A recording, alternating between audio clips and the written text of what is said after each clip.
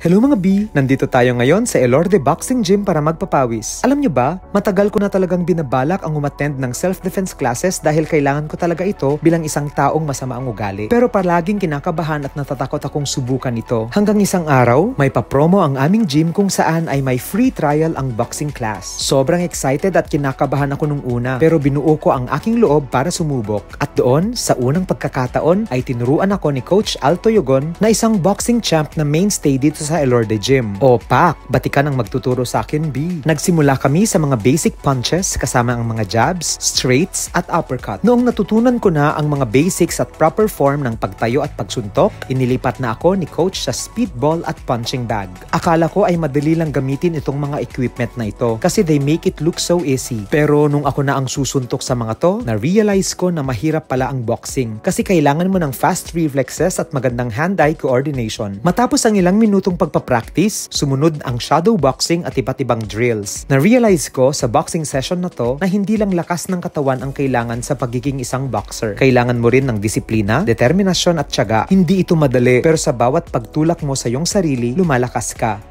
Feeling ko katawa-tawa yung itsura kong nagbo-boxing. Pero ayos lang. Fake it till you make it, ika nga. Finally ay sinuotan na nila ako ng gloves dahil magsisimula na ang tunay na training. Importante rin ang pag-aaral ng basic self-defense. Lalo na sa panahon ngayon. Sa pamamagitan ng boxing, natututo tayo kung paano protektahan ang ating sarili at maging alerto sa paligid. In the kind of world we live in today, you can never be too complacent. At hindi lang doon natatapos ang benepisyo ng boxing. Ang pag-e-ensayo sa sport na ito ay nagbibigay din sa atin ng malusog na katawan at isipan. Nakakatulong ito sa pagbuo ng lakas, tibay ng buto at katawan at stamina. Kaya B, kung naghahanap kayo ng mas exciting way para magbawas ng timbang at kung hindi nag-a-appeal sa inyo ang mga traditional na cardio at weight training workouts, subukan nyo na rin ang magboxing. Gaya ng lagi kong sinasabi, huwag kayong matakot subukan ang mga bagong bagay dahil baka sa paglaban natin sa ating mga takot ay matuklasan natin sa ating mga sarili ang mga nakatagong potensyal at lakas. Imagine the things you could do if only you were brave.